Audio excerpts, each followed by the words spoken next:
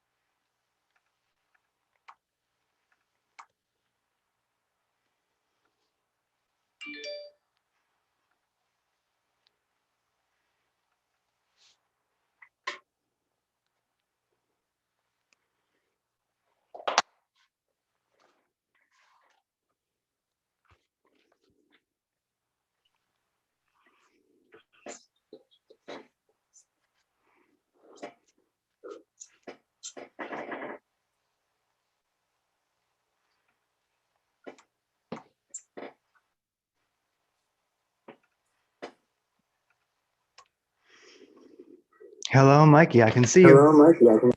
Oh, hi. And I can hear me you. too. All right, perfect. Great.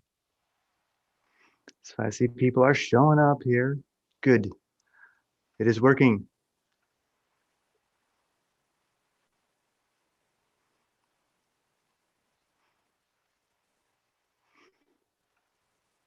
All right, let's get this working here. Tools, redirection.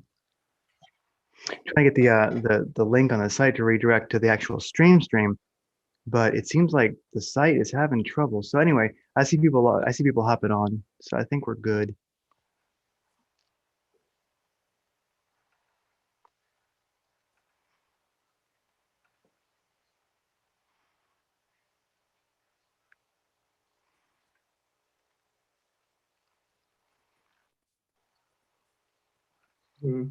Try to access the link now. It shows, kind of error.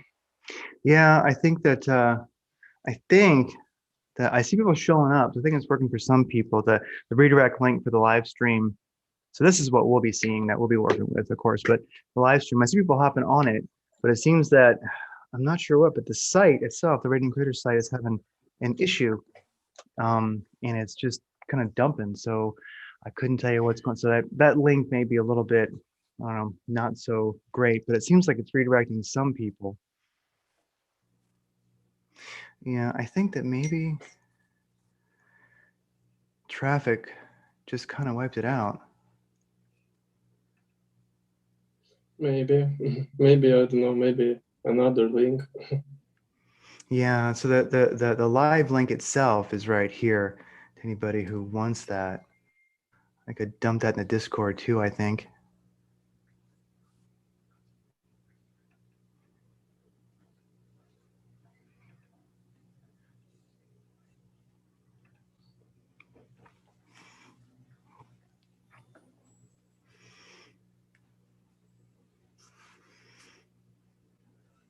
I see our Christian gatherer. That's good. So I'll keep hacking at this, but I think the site just might be having issues. I see like on the stream itself right now. Hello, everybody out there. I see 41 people. So people are finding their way to it. The link is working for some people, but it seems that, you know, I have not used this redirect before, and I think it just sort of wiped the site out. So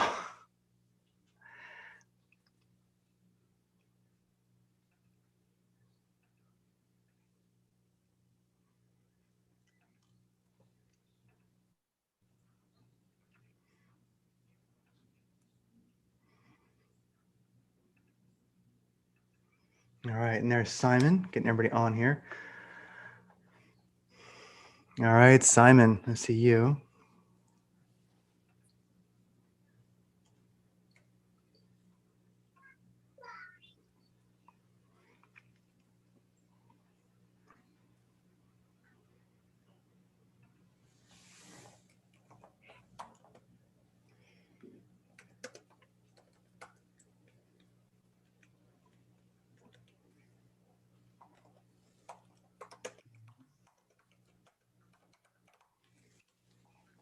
Oh, so is the YouTube chat not working? Let me check that out. That should be.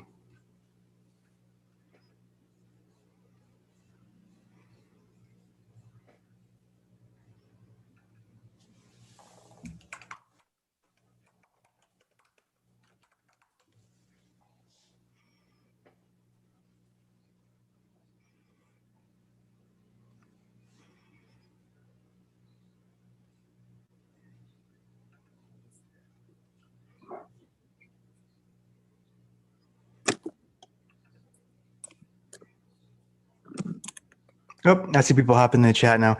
Just took a little bit to get rolling. The YouTube chat, that is.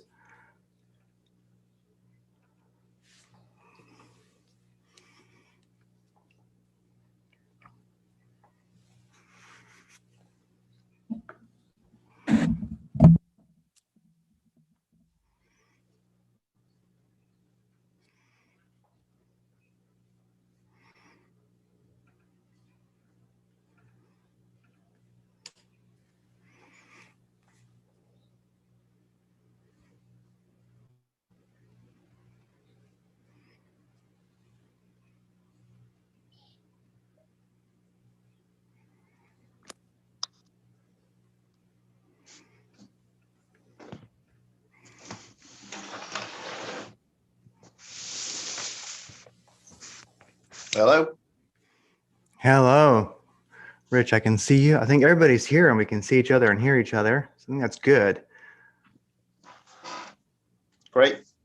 All right. So I see people. All right. I see people in Discord seem to be getting there. There's the link again. And all right, so here we all are. I see people loading up there in the live stream. So I see like so far about 47 people.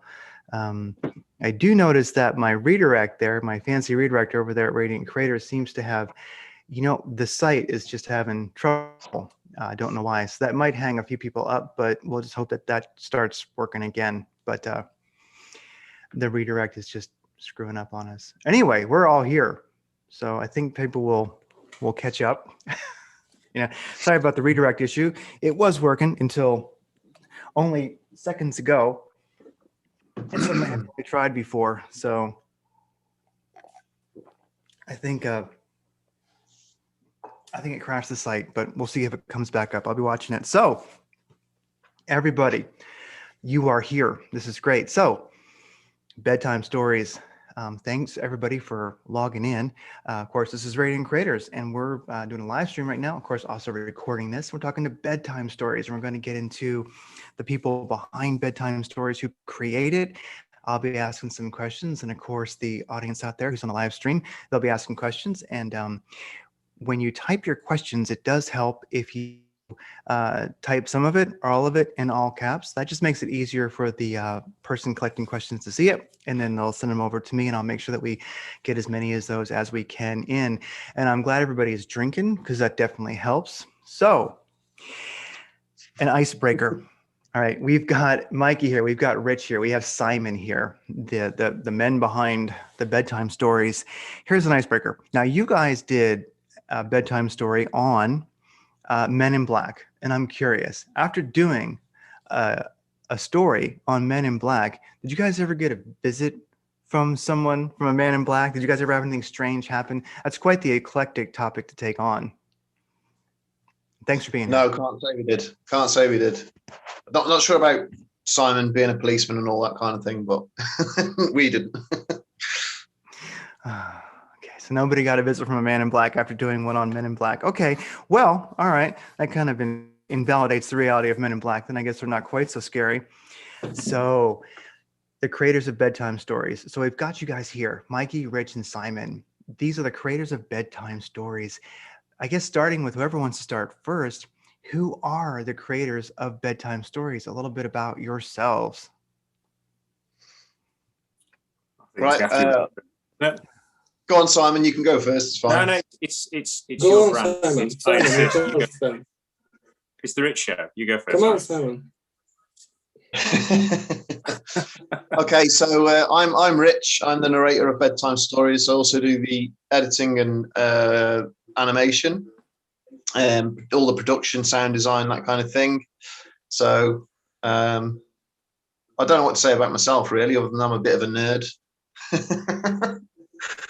I used to be in a band. I've always been quite creative. I used to be a singer in a band, play the guitar and stuff. So yeah, that's me. Mikey? Yeah. Can tell a lot about myself. I'm Mikey, the artist, the guy who draw all the drawings for the channel. And what I can say about me more, I don't know. I just draw and draw. You draw and draw. Do you, as far as your artistic projects right now, of course, one is bedtime stories, but are you doing any other stuff? Yeah, I'm working on another commissions when I have, of course, free time, because the episodes took almost all the time I have. But also, when I have some free time, I try to learn new skills to develop myself in this area. So kind of like that. How many? So you've been drawing ever since you were a kid, basically. I think if I remember seeing your bio right, you've always been drawing something. Yeah, as I remember, I was drawing since I was a kid. In little kids, like about 5-6 years. At that time, I thought I'm the most amazing artist, but now I see the truth. So I'm not the most amazing artist. So it's a long way, There's always space to improve. Oh yeah, well, let's say you might be more amazing than you think. Everybody who watches bedtime stories that I know, definitely one of the real things that make it is all three parts of it, of course, but definitely the art is one of the foundations, one of the real effects, some of the power that it has. So, Simon, who are you? I'm the very much the relative who only turns up at weddings and funerals. You've got Rich, who writes the theme tune, sings the theme tune, does the voiceover, is a very public forward face. You've got Mikey's artwork, which everybody raves about. and hidden away at the back of the office in a dungeon, you have the writing contingent, which is me, who passes on the bare bones, which the magicians get to finalise and put out to everybody. I'm the unsung hero and most modest member of the Bedtime Stories team. I like it. I like it. Well, Bedtime Stories itself, I mean, now, how did Bedtime Stories become Bedtime Stories? I mean, it has a bit of a, it's started fairly recently, the last couple of years. So what is the story of Bedtime Stories, it coming into creation? Well, obviously, as the founder of the channel, the genesis of Bedtime Stories really goes back to the early noughties. It was something that me and my brother always wanted to do as a hobby. We were going to set up a website with me writing the stories, and he was like a really talented artist. He could do sort of the charcoal and sort of pencil style really well. So he was going to do these little sketches to accompany the stories that I wrote. And we talked about this, for forever practically.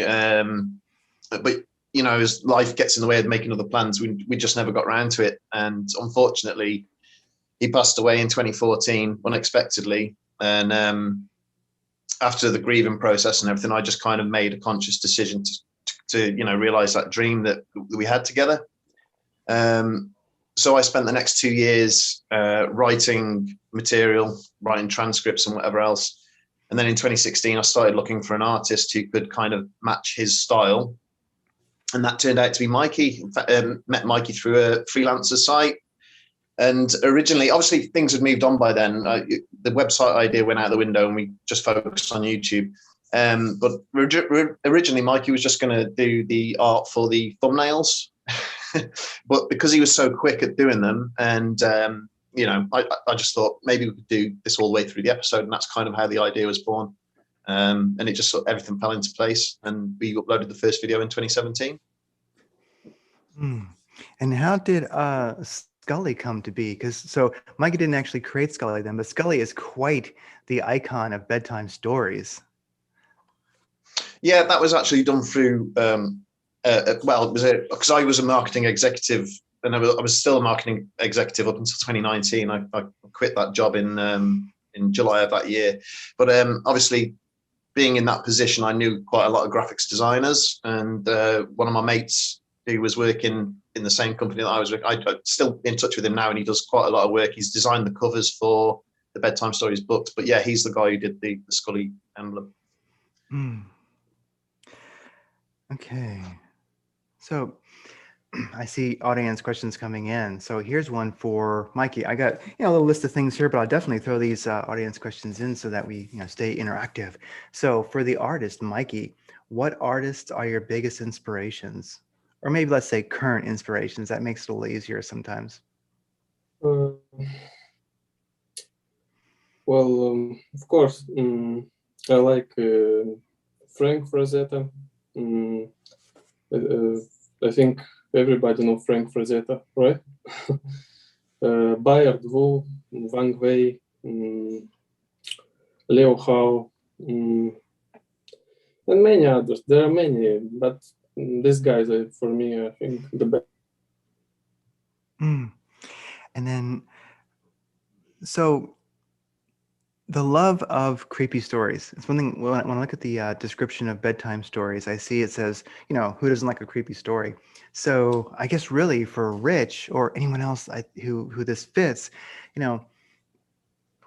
how did the love of creepy stories evolve? I mean, was that something as a kid you just liked creepy stories? I mean, because it seems that it's too much of a natural talent for it not to be a real passion, obviously. So can you tell us the story of the love of creepy stories? Well, I'm a big fan of this 14 times. So I've got a subscription to them. I get them every month. But not only that, when I was growing up, I used to love, there was a show in the UK called Strange But True. And I don't know whether you for any US viewers or whatever, I don't know if you'd have heard of it, but it was a really creepy show back in the day. And I think it was a bit like Unsolved Mysteries. A lot of people have said that we're a bit like Unsolved Mysteries, but honestly, I've never watched an episode of that. but yeah, it was strange but true for me. It was a big influence, and X-Files and Outer Limits. Love those shows, and plus obviously the 14 times. Not sure about Simon and Mikey, but Yeah. Okay. Well, Simon, like your love of creepy stories and also your ability to so uniquely write them. Where'd that inspiration come from? I'm not sure it's unique. You're damning me with my phrase there. Again, as Rich says, we sort of, two of the channels over here, BBC Two and Channel 4, used to sort of bulk buy a lot of American programs, sort of Star Trek, Next Generation, Simpsons, that kind of thing, Buffy the Vampire Slayer. And they would sort of put them on TV at 6 o'clock. So we'd come home from school and then be sort of, your parents would be there trying to watch the news, and you'd be like fighting to get the TV control off and put on that. And stuff like the X-Files, the Outer Limits coming over, that whole idea of taking a story and just hammering that one story for 60 minutes and sort of adding the element of this might be true, as opposed to the element of, oh, it can't be true, it's not possibly true. And at the end of it, just forming your own opinion on it. And I think that's one of the reasons why audiences of our generation connect with this, because we don't start a story off and tell people how it is. And by the end of it, we've probably looked at both sides of the coin, and we leave the audience to make their own mind up. I mean, I'm conscious when I'm writing some stories, I don't believe them. Other ones, I write them and I fully believe them. But the main thing is for us not to steer the audience. It's the audience where they go with it. I like that. So Mikey, I guess I think your love of creepy stories, how that evolved, but also it seems that you liked writing, I should say the artwork for the cryptids you mentioned. Yes, of course I like the art. What I can say, I especially like like dark art also. But of course I like that it involves many creatures and many stories. Also, mystery, kind of like this. Yeah. Does any of your artwork scare you? Because some of the cryptids that you've drawn, they're pretty damn horrifying. I mean, you really captured just, I think, a terrifying monster in those. I mean, when you're actually creating those, do they ever give you the creeps? To be honest, not really. No, you're in control. Well, right. actually, the world I drew in a video, old woman, a very scary old woman. So that's kind of creepy for me, because for me it's like in real life you can see a really old creepy woman, like a witch, something like that. Dabso was that, I think, or the Dachau. I can't remember how you pronounce it, but the Hmong, the one that was killing all the Hmong men in the Night Hag. Yeah, that's it. The Night Hag. That's the one. Yeah. But it's the same for me. I was going to say, like, obviously, yes. having 5 children, I can't record the narration until everybody's gone to bed. So I'm literally up until 1 o'clock in the morning, probably 2 o'clock, doing the narration, and it's really dark and really quiet around here. And yeah, that gets a bit creepy as well. Yeah, I imagine, because you're actually in a little closet. Like you have some sound boards you put up, and you put a kind of a curtain over you. So you're in this little booth, and you're telling the bedtime stories and recording them. And then, of course, you're staying up late, and then you go to bed. So that must make for some just unique dreams, or maybe. Yeah, absolutely. But the worst nightmares, because I have my dog in the corner who keeps me company, and the worst one is when he lets off when he farts. It's disgusting. Wow. All right. Well, from the audience, how did you guys come up with the theme music? That theme music, it's powerful. Everybody loves it. I think when the show starts, it's kind of like the X-Files. When the X-Files started, everybody went, oh, this is a theme, Then it says the truth is out there, and you get this boom, And it's kind of a similarity between that X-Files start and bedtime story start, where you get excited because you're going to hear the theme again. So where did that come from? This is probably going to disappoint quite a lot of people, but that's not our theme tune. That's a guy called Kevin MacLeod, who's quite a well-known guy who does quite a lot of music for, well, not just horror, but all kinds of genres. Yeah, that's his tune, and quite a few people have used that before. So, unfortunately, it was just one that stuck out to me when I was looking for music to use. It was copyright-free, royalty-free, and yeah, I just thought that sounds exactly like the tone that I'm trying to capture with the channel. So, yeah, but it wasn't yours until you guys used it. Now it is yours, so it fits. It's very powerful. It does. It really works. It gets you kicked off for the show. You go, yes, there it is. There's a theme.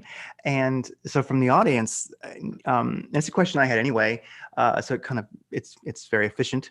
What are your favorite? Now, this is probably a question you guys get asked too much, and I know that you probably do, but we can ask it here, and then we'll document it forever. Okay, so you won't have to be asked this question again.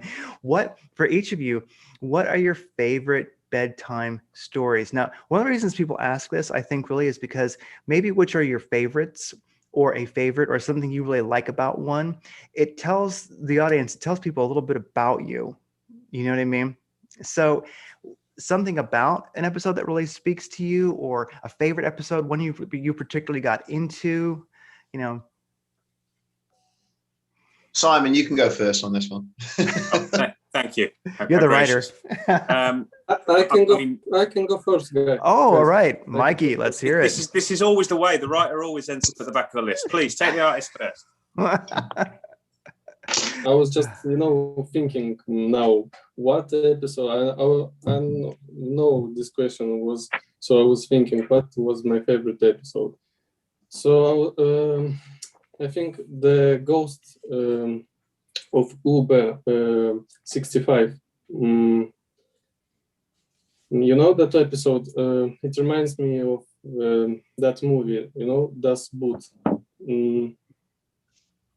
I don't know. It kind of reminds me. This feeling when you are at the bottom of the ocean and you can't escape from there. That's really creepy for me.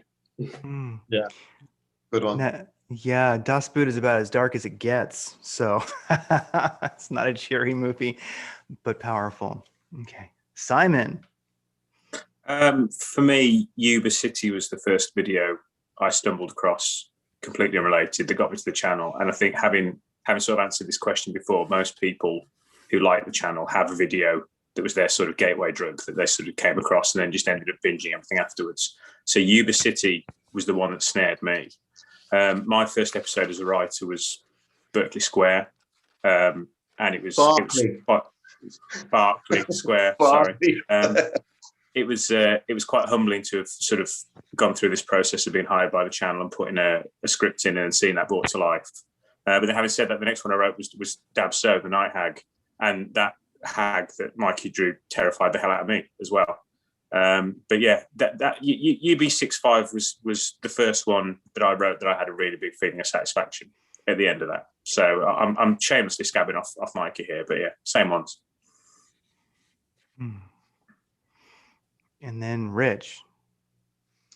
For me, it's the Flammen Isles, because I don't know, it's a mystery I read when I was a kid, and I just something really chills me about that one. I know there's kind of rational explanations that you could go into, freak waves and all that kind of thing. But it's just the idea of these three men secluded so far away from the mainland. They're all completely on their own and they just disappear. And it's like this big mystery. And we don't really know. And I don't think we'll ever know what happened to them. But aside from that, just for how crazy it is, at Skinwalker Ranch as well. I'd say that one. And Dyatlov Pass, actually, as well. Yeah, Dyatlov Pass is definitely creepy. And Skinwalker Ranch, that one, since it's not too far from here, it's definitely something that's very fun when you're here in America, if you're in this part of the country, to drive by it and just get really creeped out. Hope nothing follows you home. Yeah, I'm glad you guys did a 2-part series on that, the Skinwalker Ranch, because it is an ongoing creepy place. So can I just drop in there as well? Yes. I was going to say, because we did this in the dry run, so I'm going to drop it in anyway. We've got another ranch episode coming up, which nobody's heard of. It's very similar to Skinwalker, but very creepy in a different way. And it's another ranch in the US in, I believe it's Montana. Yeah, nobody would have heard of this one. I stumbled across it by fluke, but it's coming up soon. It's going to be another 2-parter, and it is really creepy, really freaky stuff happening there. Oh, we're definitely looking forward to that. Well, some of you guys really captured with the Skinwalker Ranch, and you also captured with the recent show you guys did about strange things the Border Patrol have encountered. You guys really had a way of capturing the creepiness of the desert, because while I'm speaking to you from the Sonoran Desert, there's saguaros only a couple of feet from where I'm sitting, and the desert is a creepy place. How is it just by chance that you guys captured it so well, or have you guys spent time in a desert, have been infatuated with deserts? Because you're able to capture just the damn creepiness that exists in deserts. I mean, we don't tend to have a lot of deserts over here in the UK. I can't speak for Rich or Mike yet. I certainly don't have a lot of desert experience myself. But we sort of nailed it before in There's Something in the Mountains as well, which is another episode that we had really positive reactions to, the idea that there's this strange force that robs people and shoots them in the head in the middle of a mountain range. And I think I don't think it's the way we write it. I think it's just that content just captures people's imagination. They fill the blanks in themselves. I don't think it's anything to do particularly with how we present it. I think that there is just a mystique about that content where people just engage with it more than perhaps they would. It's difficult. I'll write an episode, or myself and Rich will talk about an episode which we think is going to be a surefire hit, and we'll put it out afterwards and then go, oh, okay, that didn't go that well. And then we'll put out something relatively mundane and people go bananas about it. So it can be a bit hit and miss really in terms of content. I get it. Yeah. Well, maybe it's that you guys leave space, a little bit of room for the imagination, and that kind of, and we just fill in the creepiness. I have to also say the artwork, Mikey. Yes, the artwork definitely lends to feeling the creepiness of the desert. You know. I got to say, I'm glad you like the desert stuff, because I thought our expertise was into like snowscapes and things. I thought we always captured like the kind of tundra really well. But yeah, you know, it's always good to hear that feedback on other sort of environments. Oh yeah. And in all fairness, we were helped on the border episode by the source material, which is a book by a former border agent called Rocky Elmore, which we lifted from that quite heavily, and it's his writing that makes that episode realistically. We didn't rip him off though. Don't. We didn't plagiarize. Just the record. Do we need to consult legal about this before we put this out? Yeah. Well, you guys caught a little bit of feedback on that one. People weren't happy with some of the terminology and such, but I know living here in the desert and being very close to the border, it's pretty much it's what everybody refers to everything as. So it's strange that you guys caught a little bit of, you guys got some negative feedback on that one. Yeah, we can understand there's a sensitivity around certain terminology, but at the end of the day, there's only so many ways you can say migrant. It's a difficult one, really. I mean, you just got to go with we wanted to capture what the guy in the book, Rocky Elmore was saying, and he described him in that way. So we were just trying to channel his experience, and unfortunately, if what he wrote offends people, you're always going to offend somebody, or somebody's going to take offense on behalf of somebody else. But I mean, we can't control that. I mean, it's for us, it's standard terminology. We haven't really got a horse in that race anyway. I mean, we're Brits. We don't have anything to do with the whole situation on the border. So, it's a difficult one. If we're going to feature a story, ultimately we're going to use the terminology of the people involved in that story. It's more of a reflection of the fact that modern audiences can't watch something and just enjoy it for what it is without having to jump on a keyboard afterwards and sort of take issue with it than anything else. When we go to certain subjects and write them, we're aware that they're going to be polarizing and people are going to have strong feelings about it. But ultimately, we're just presenting a story. I know ultimately when I put some material in, Rich is the handbrake on it. We don't play politics. We don't chase after current affairs or ambulance chase or anything like that. We just present stories. If people want to take issues with those stories, that's for them to do, realistically. But we're not dog whistling. We're not trying to push people either way.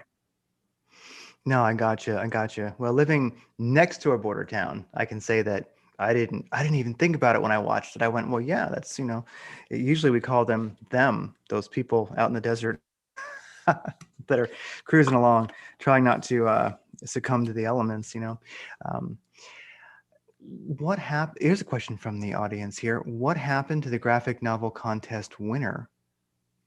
It's finished. It's all done. And we said, can we share it on the channel? And he said, I want to keep it for myself. So I'm going to try and ask him if he'll let us share the cover at least. But yeah, I don't know if you're aware of this. We did a graphic novella competition where somebody won. They submitted their story or synopsis. Sorry, I can't speak. Synopsis of the story, and then we did a 10-page graphic novella based on their ideas. But yeah, he wants it to remain private. So I mean, that's completely his choice. Mm. And when it comes to controversial shows that may have done, I have to ask you guys. So you did a Third Reich series, a couple episodes on that, which I thought were really cool because everyone is interested in the bell. We all wonder, like, what was that thing? Did you guys get feedback from that? Did that trigger anybody, or was it just history? Creepy history? Not that I recall. I don't think. I mean, that series is still ongoing. Actually, it's still, we've got another episode in the work called The Spear of Longinus, and I think Yes. Simon. Yeah, there's a few more that Simon wants to write as well. But yeah, it just kind of stalled because we weren't seeing a lot of engagement on those videos compared to other ones. So we just put the brakes on it a little bit, and we're probably going to space out a little bit more. And it's the same with nautical series as well. There's quite a few left in the nautical series that we want to look at and do. But again, the engagement kind of went down. I think series within the series have a problem with engagement. I don't know. I think people just say, well, I haven't seen the first part, so I'm not going to watch the second part, even though they're not related in any way. There's no chronology to them. They're just, different. It's odd that the episodes that invite controversy tend to be the more recent ones. And I think there's been enough time that's elapsed since World War II that there's not much sort of debate or controversy about it anymore.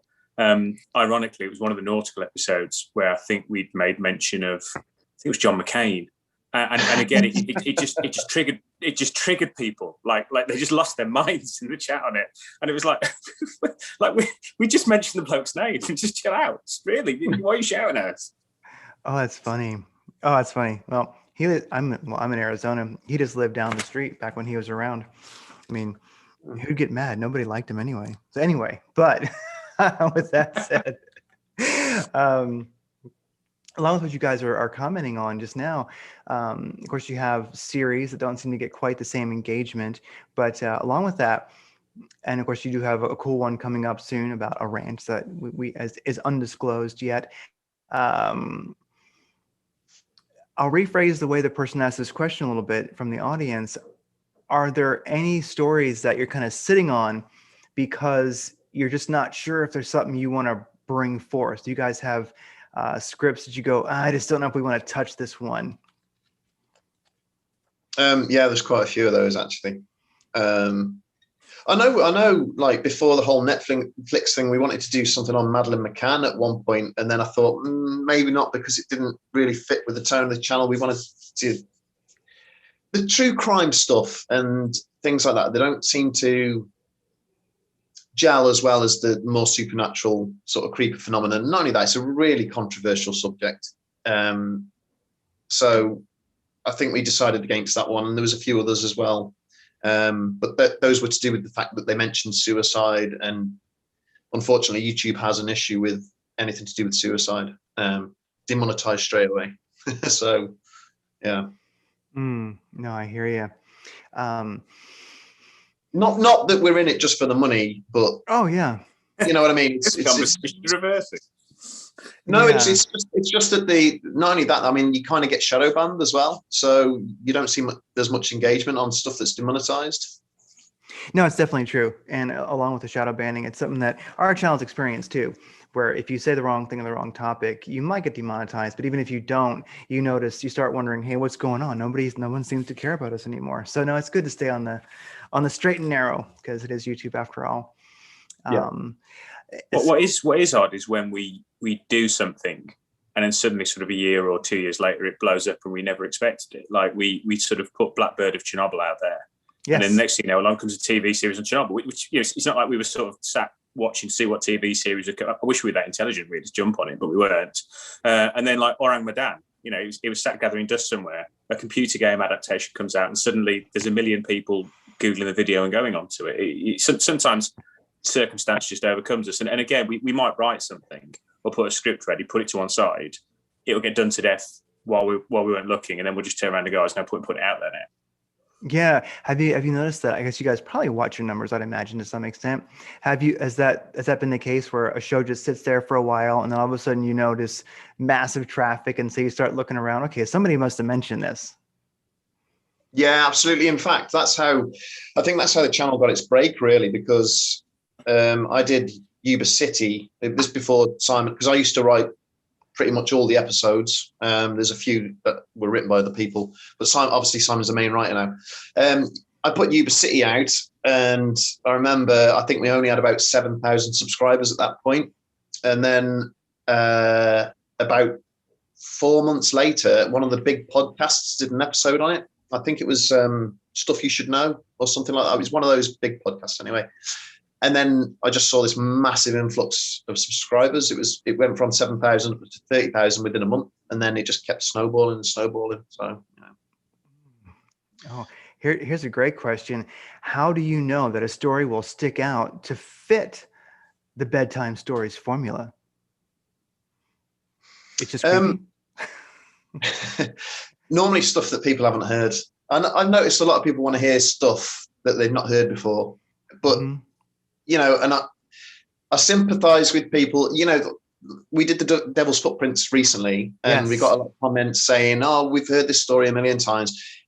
But a lot of people still want to see those stories, even though they're well known. They still want to see them in the Bedtime Stories style, if you know what I mean. Yes. So that's the reason we do it, and we obviously love those stories anyway because they're classics.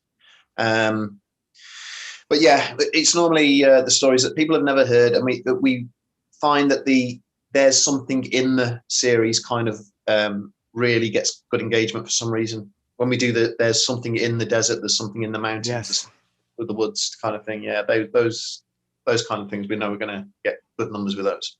Mm-hmm.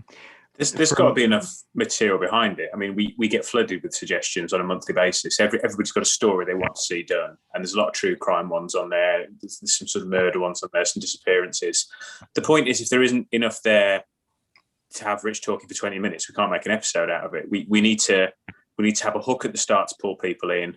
We need to have two big bodies of text to keep people going, and then a closing argument. And if you've only got one account, or if there's not any mystery around it, we just can't do it. And I suppose with the nautical nightmare series, there's lots of ships that are sunk and they're tragic, but if there's not much controversy or mystery to it, it's just a ship sinking.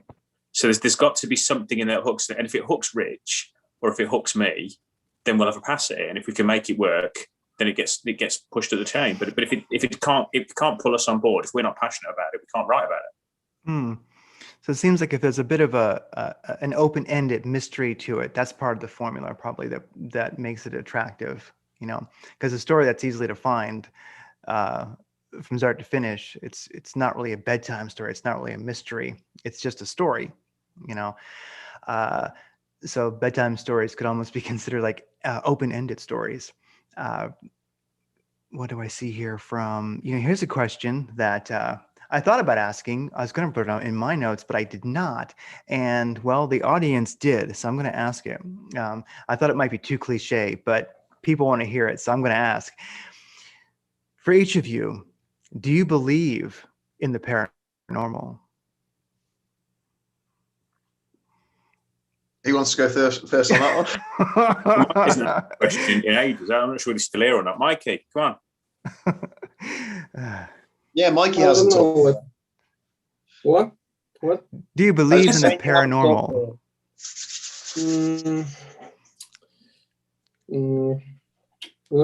Hard question for me. I can say I am a believer in paranormal activities, but at the same time, seeing some cases, some facts I can't deny. I think is some power in this world, some supernatural power. I like that. So Simon or Rich, do you believe in the paranormal? I think that I go quite middle of the road in this. I think there's stuff that we don't understand. There's enough stories I've covered where I don't have an answer at the end of it, that I'm happy there's things that I don't know. Okay, then, I was going to say I'd say I'm skeptical, but I've had experiences myself, and I've got loads of friends who've had experiences. My mom even has had experiences, and to be honest, I can't not believe my mom. I can tell by, I've known her all my life. If she tells me that something happened, I know when she's pulling my leg, and it's the same with my best friends. I know when they're pulling my leg. If they're telling Paul, because I'll pull it up straight away. But no, I'm a skeptic first, but I do believe, I'm open-minded about things. I'd definitely say I'm open-minded. No, it makes sense. Is there an episode that has been inspired by the art? So for Mikey, was there something that you wanted to draw and you brought forth the idea of the episode? No. No. Thanks for answering, Rich. Thanks for answering. I know you wanted to do an episode on Chernobyl, didn't you? I think not the Blackbird of Chernobyl. You wanted to do more kind of like the creepiness surrounding the whole abandonment of this town in the middle of the night. I think you wanted to do something on that. You mentioned it quite a while back. Well, yeah, I like such stuff, like dark rooms, like apocalyptic atmosphere, something like that. Yeah, I'm a fan of that. Wow. So the creative process of a show, what does that look like? Okay, so Simon writes the episode, or me. I mean, I still write as well every now and then. I'd like to keep the it's like working out, I suppose. So that takes about a week, I think, for Simon to write and research the whole thing. Then he sends it to me, which I then edit. I'll go through and break it into sections and decide on what scenes we need to do. And I'll send that in a brief to Mikey. Normally an episode is probably 9 or 10 images. And the brief takes me probably a day to put together, and then Mikey draws the whole episode within a week. And then while he's doing that, I do the narration and everything else, all the sound, choosing the music and kind of things like that behind it in the background. So I'd say the whole process takes 2 to 3 weeks at the most. And we have to plan everything in advance, obviously, as we go along. And a question just came across. How long does it take Mikey to draw the art for an episode?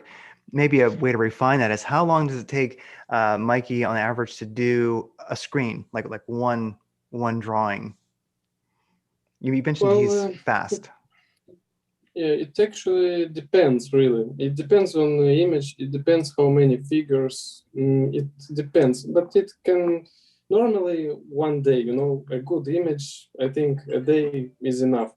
But if there are a lot of people in the image, monsters or something like that, it can take more than one day, like 2 days, even 3 days.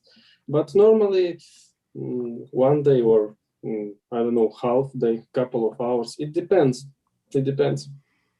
And then you're doing that digitally, of course, I can tell, because you have your glove on and your pen in your hand, which I think is very charming while you're talking to us.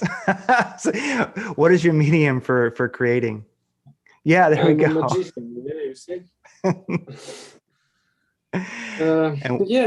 Of course, digital. And what kind of tablet are you using? What? Oh, what kind of tablet are you using? What kind of graphic tablet? Wacom standard graphic tablet, nothing too fancy. Wacom? Okay, gotcha. Yeah, Wacom. Perfect. So here's one. You guys are managing to put out a show a week on average. I'm not sure if you get one out every week, but that's the goal, is to get a weekly show. And what I have found for people who are artists, I'm gonna call you guys all artists now for the sake of brevity. I think you are. And I found that if there's any kryptonite for an artist, it's a schedule quite often. How do you guys deal with keeping that tight schedule? People who do artistic things, usually a schedule, it's like the hardest thing for them. How do you guys keep that schedule up? It all comes down to Rich, really. It's Rich's, it's his baby, it's his brand. I think he's already touched on how much of a personal endeavor it is. I could spam him with scripts till the cows come home. Ultimately, it's him who decides when they're released and what's manageable and what order they go in, and the other things that the brand is doing to look at rather than just putting out the week-to-week stuff. So realistically, when it goes out, depends on Rich and how tired he is and whether he can narrate or not. Yeah, I was going to say, like lately, especially, we had quite an extended break over Christmas, and we want to get back to one episode a week, definitely. But yeah, We will. say that again. We will, guys. We will. We just need to get back into our stride, really. I think back into our groove, kind of thing, and we'll get there. All right, just checking questions here. So, working as a team, it seems like, does that help you guys not get in artistic ruts? Just because there is a schedule, like a deadline. Do you find that deadlines help keep you from getting stuck in an artistic rut just because, well, there's an expectation of completing? Not really. The point is, obviously, we want to be able to release an episode a week, as I said, and we want to be able to please the fans of the channel by doing that. But if I don't feel something's right, if for instance, if I've read one of Simon's scripts and I thought maybe this needs a bit more editing, if that pushes it back a week, then obviously I'd rather have the quality. I'd rather have the what's the word I'm looking for? I'd rather have that kind of whole package than not. I don't want to release an episode that's half-assed, if you know what I mean, half-assed, the British version. So it doesn't really have an effect. If we have to push an episode back, that's just the way it is. We have to do that. So. It seems like you guys are kind of averaging one a week, it seems, recently. That's quite that is quite an accomplishment. So, and with 5 kids, I can't imagine it. I don't know how you do it. I guess you just you kind of master the night. You're the one who's up when everyone else is asleep creating. That's yeah. Well, to be honest, it's not so bad because during the day I have a lot of time with the kids going to school and stuff. Obviously not during the nonsense that's going on right now, but mainly in the night when it comes to editing and recording, definitely. So here's a question from the audience. See what you guys think of this. How do creative differences shape the episodes? Do you ever run into issues with it? So do you ever have creative conflicts, and do they add spice to an episode? Or do you guys just all get along? We're quite lucky in that. So when I joined the channel back in 2018, Richard put out for a writer, and he had applicants from all over the place. The channel had already blown up then, so you had Americans, sort of Australians, people just submitting scripts. As it happens, I used to live literally 20 minutes down the road from Rich. We didn't know each other prior to this happening, but he had the entire world to choose from, where he found a writer. And he just got another Gobby Midlander to write for him. And we get on relatively well. We haven't had any major creative differences. Every so often I will submit something and Rich will just go, it's not scary enough, or I'm not feeling it, I'm not interested. And there are a couple of sort of scripts languishing in the dungeon of the Bedtime Stories offices in the back that are unused. They might potentially get resurrected in the books moving forward. But ultimately, it's Rich's final decision. If I produce something and he's not happy with it, then it won't go forward. And I'm assuming it's the same for the artwork. If Mikey submits something that's not good enough, it goes back to him. Yeah. But there's no like arguments or heated kind of debates, unless we're talking about COVID-19. Wow. Well, will there be a COVID-19 bedtime Oh, story? no. Only if you live stream the entire creation of it. I think one of the things that, I mean, it got me when I came to the channel was the fact that Rich had recorded a making of video, and you got to see him, and you got to see his sort of face, his environment, how it was, and you could actually see the people behind the channel, which you don't necessarily find on the channels. And since then, Mikey's put a couple of videos out of how he does the process, and I think it's what people want to see. They want to see the face behind it. They want to see the working process behind it, and it's one of the reasons why people come back to it. And if people join your Patreon, some of your creative process is noted there. You guys do put examples. I know, like Mikey did, of the progression of a drawing, and and then some of your writings that you're working on, editing and such like that. So if people do have that interest, well, the Patreon is where they can find, more of that. Here's one from the audience. Do you guys ever have a concern that you will run out of stories? There's thousands and thousands of stories, to be honest. We've got a spreadsheet full of like potential stories to do still. And not only that, I mean, we do subscriber stories, and they're not as popular as the actual recorded events, but I mean, there's always like a resource to pull on there. And then obviously going forward, we're looking at maybe launching another channel, similar vein to Bedtime Stories, but fictional stories. So there's always going to be content to write about. There's always going to be stories to do. For sure. And are there any stories that you guys have? Actually, before I ask that question, here's one. I've always liked the Men in Black episodes. I think you did more than one. But what do you guys think the Men in Black are? Everyone has an opinion. We're stuck with them. I would say if they do exist, I don't agree that they're alien sort of beings or reanimated corpses. I think it's one of the theories we've heard. I think they're possibly government agents that just kind of, they come to ask questions, really, not to intimidate, but who knows. Simon. I think that whatever they are, unfortunately, after God knows how many Will Smith movies, our perception forever skewed now, so we're never going to know. Mikey, what's a Man in Black? I don't know, some supernatural stuff. I like it. I love the different perspectives. Well, government employees can definitely be pretty damn boring. So it wouldn't surprise me if they're just really, really boring people. Sorry, I have to or go with supernatural things. True. No, I like it. It's one of the things that makes bedtime stories good, And with that, let's see. A question the audience had is, are there stories that you would like to do, but you don't have enough material to do it?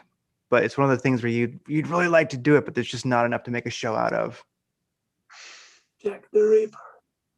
Jack the Ripper? I think Sorry, what was that, Mike? Jack the Ripper? Yeah, it's a famous case. And I don't know, I like this case, but it was overdone like a million times, so I don't know. Yeah, but it comes back to that. Would people like to see it in the bedtime story style? It's not something I really want to do because I'm just bored by it because I've heard it so many times. But we should do a poll on it, really, I think. Oh, it's true. Someone asked, is there going to be another graphic novel competition? Yeah, we'll do another one this year. All right. And other than that, let's see. More questions. Well, that kind of starts to wrap it up. I mean, I don't want to keep you guys too long, but let me just make sure there's no more audience questions that I have missed. And while I'm searching to make sure I haven't missed anything, I'd ask, what is next for bedtime stories? I guess it's kind of seems like when we talked before, it's a little bit kind of covert and you can't say, but it seems like you guys are developing more stuff. Yeah, there's definitely going to be something coming up that's really big for bedtime stories, not for like an offshoot channel or anything like that. For bedtime stories, there's going to be something coming that's really exciting and really big, but we can't really say much about that. Yeah, it's really hard not to kind of. Oh, wow. But, Well, some people in the Discord definitely have some interesting comments on Mikey's glove, but I'll just leave those out. And other than that, let's see. Well, yeah, I mean, one thing I wanted to ask you guys, and for the moderator, if I did miss any questions, if I haven't asked them, paste them in there again, and I'll make sure that I do. One question somebody asks is, what story? Well, I kind of asked it before, but what story creeped you guys individually out the most? Is there one that you particularly had a nightmare or two about, that sort of while you were creating it just didn't leave you alone? It kind of got to you. Shadow people for me.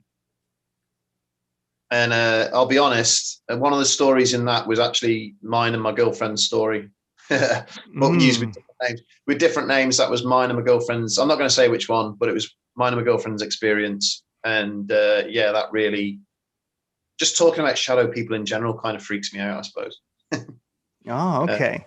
So you're not completely stoic. All right, perfect. No. Good. I think it was Bridgend for me. It was a script that was given to by Rich because it was quite problematic to do, and to present it in a respectful way, given the material that was there, was quite difficult. There were a lot of redrafts, and it's in a way, I suppose it was the least supernatural subject, but the most worrying, the most concerning, and that one's stayed with me since I wrote it. Yeah. Mikey. Yeah. I was thinking all this time. Hard to tell. I think I'm gonna repeat one more time, 100 times. Chernobyl for me, I think, is the most. Because, it was a real catastrophe for me, and I even have some real friends who their relatives was there at that time, so they kind of tell me what really happened at that time and what facts was there.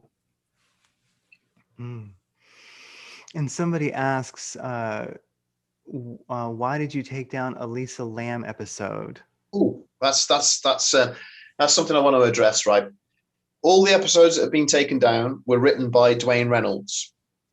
And Dwayne personally requested that his episodes be taken down. So that's just the way it is. I think we might have to remake them and rewrite them under our moniker or whatever else. So, yeah. Perfect. Okay. Yeah, because people ask, what happened to the ones that are not there anymore. So that makes sense.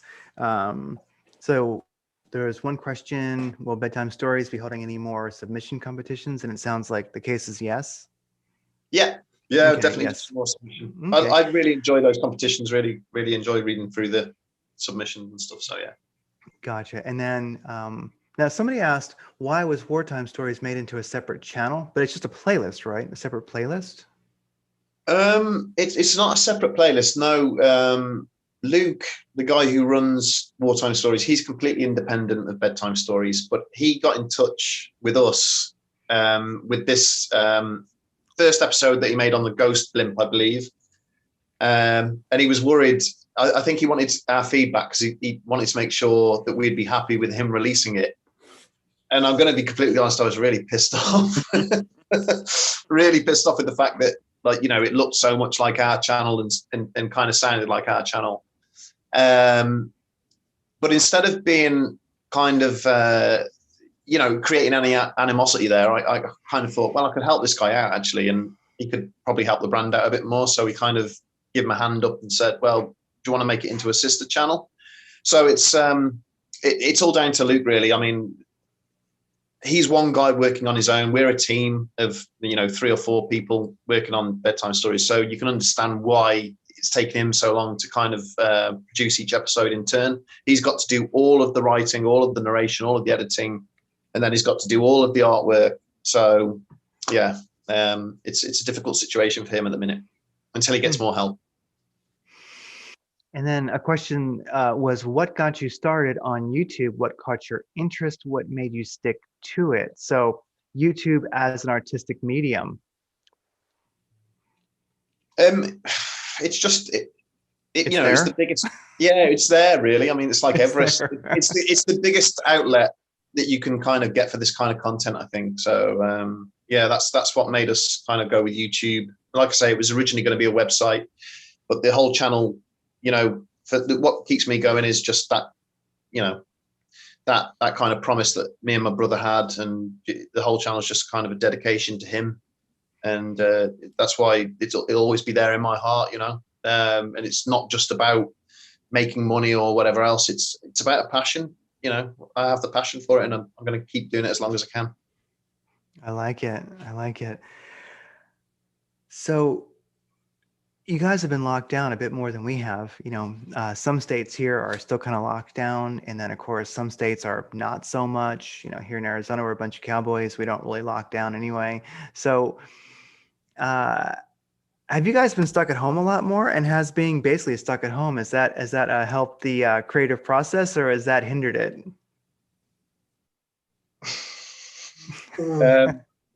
I go first. Yes. For me personally, nothing changed because before lockdown, same. I was at home working as other days, so nothing changed. Mm. I think the nature of what we do and how we do it, lockdown hasn't made any difference. We come up with ideas, we research them. It's all a bit of a cottage industry, really. Everything we do is online or using computers. So leaving the house or not doesn't really affect it. We potentially got a little bit more time on our hands. No, I don't think it has, to be fair. Makes sense. It hasn't changed anything for me, really. Okay, I like it. And here's one. Do you think that a problem many people might have is a lack of an interest in hobbies? Because, so like I mentioned, you guys have been locked down, you've been stuck at home more, but basically it didn't affect you that much. Your creative process continued, your interests continued. It seems to me that a lacking part of many people's lives, quite literally, are hobbies. They just don't have any interests. How do you think the interest in hobbies affects really the quality of a person's life? Because ultimately, bedtime stories, it's a hobby for you guys. Maybe it's also a passion, but every hobby is kind of a passion. And some people don't have it.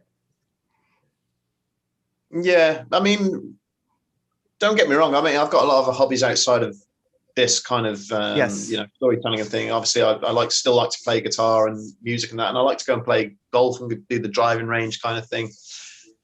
I like to go play bowling with the family and that. But yeah, I don't really want to get into this too much because it's quite a divisive issue, really. People who are kind of anti-lockdown and kind of pro-lockdown and all that stuff. I don't really want to get into it because I don't want to kind of bring any attention to my views on it, really. But yeah, sorry, I'm kind of just going off. Oh no, it makes sense. It makes sense. It's like you are a little bit. I mean, I suppose the fact that Luke has managed to sort of emulate what we do with wartime stories has proven that if you've got the time and you can upskill and people can use YouTube to. I'm not trying to encourage people to come up and start competing with us, but we're in a place now whereby apps are available. If you have an idea, you can follow it and you can push it, perhaps more so now than you ever could before. So if people do have sort of hobbies or dreams, they can pursue them and they can put them out there for people to see. But I think the fact that we're over 500,000 subscribers now is a testament to how Rich has steered it and pushed it over the last 6 or 7 years. And then Mikey's hobbies are drawing and wearing a glove. Yeah. Well, actually, for me, really, to be honest, drawing is like my job, my hobby, and my free time, kind of like that. I Yeah, like yeah. it. See that door to his left. If you open that, that's full of chains and whips and like dungeons and everything. Yeah. Yeah, yeah, yeah. For interviews, he only wears the gloves, but when he's not on camera, his whole body is, he's Sorry, in a, Mike. he's in a suit. Oh gosh, yeah. Well, both of these could go. Yes. Okay. So here's the thing: people ask, when is the second book coming? And I'll mention that, of course, if you're a Patreon, then there is a Bedtime Stories book, and people are asking, when is the second book coming? Q2. Q2 of this year. Okay, perfect. Yeah, Q2. And then also people ask, any ideas for future bedtime? I'm sorry, I screwed that one up. Any ideas for future Bedtime Stories merchandise? You guys have some, of course. Yeah, we're not doing face masks. I can tell you that much. Oh, not even like an official Mikey one? We're not doing face masks. All right. Wow. Well, let's see. So I think I got the audience questions that came in. Thank you to the moderator for fielding those. It's a big help because I really can't watch them scroll by. I was looking at the general chat and there's just no way to keep up with it. Last question I would ask is Bedtime Stories, of course, did you ever really think it would be, now success is hard to define, I know, but let's just say viewer base, audience interaction, if we were to use that as a measurement, an active Discord, etc., people sending you ideas for new shows and such, and just in general interest. I mean, did you guys think it would ever get this big? Did you just do it because you wanted to do it and you thought whatever happens, happens? Did you have a vision of it quite exploding like this? And since it has exploded, since you do have a lot of followers, how has that affected the mission? Personally, for me, I mean, I just wanted to tell stories. Originally, I started writing to scare my mates. Way back when, in the noughties and stuff, and that's how me and my brother came up with this idea. But yeah, sorry, I've lost my train of thought. Oh no, it's fine. It's fine. It's just basically, well, it's late for you guys. Yeah, it is. Yeah. Of course, this is when you start working, which you're doing now, obviously. So yeah, I mean, you just started it because you wanted to start it. You started it and it grew quite a lot. And how has life changed since it's grown so much? Yeah, exactly. I mean, I would never have expected, 500,000 subscribers at all at the start. But I did kind of entice Mikey into giving me a reduced rate on producing the artwork by saying, this could get really big one day, kind of thing. So I'm not going to lie. I mean, there was hopes there, but I'd never expected it would ever get to that point. Do you think you're going to get to 1 million? Views? Yeah. Hopefully, of course. If the world doesn't go to crap, yeah. Well, maybe they'll both happen. Maybe we'll go to crap and we'll get to 1 million. Both are pretty likely. So it sounds good. Yeah. Well, hey guys, thanks so much for hopping on. And this has been great. I really, I was inspired by your channel. When I do watch it, it's funny. I oftentimes see a lot of X-Files influence. I know that was definitely influential to me, as far as creatively over time. Before we sign off, now that I think of that, X-Files, I know it's a bit of a random question, but do you have a favorite season or a favorite X-File episode or a favorite theme of episodes? It helps people get to know who you are. I personally really liked the one with the it was the tree people. It was one of the later ones actually, because I really liked the first 3 seasons, but one of the later ones, I think it was season 7 or something like that. There was one with tree people in the woods. They were kind of green with red eyes, and they could kind of camouflage themselves. I really enjoyed that one. One again, it's a wood-related one. The one with the green bugs. Yes. Series 1 or series 2. Swarm. Where they sort of suck all the moisture out of your body. That's the one that sticks with me. And Mike, if you watch X-Files. I watched X-Files when I was a kid, I remember. But Now I'm not watching X-Files.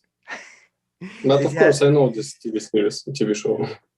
Well, a question just popped in, and somebody asks, will Mikey have a personal experiences episode as well? The silent gloved one.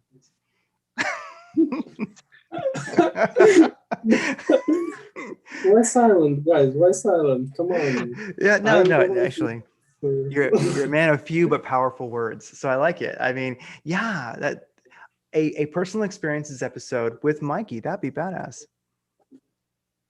Okay, personal experience. Tomorrow episode have to be done, but I'm only halfway on it.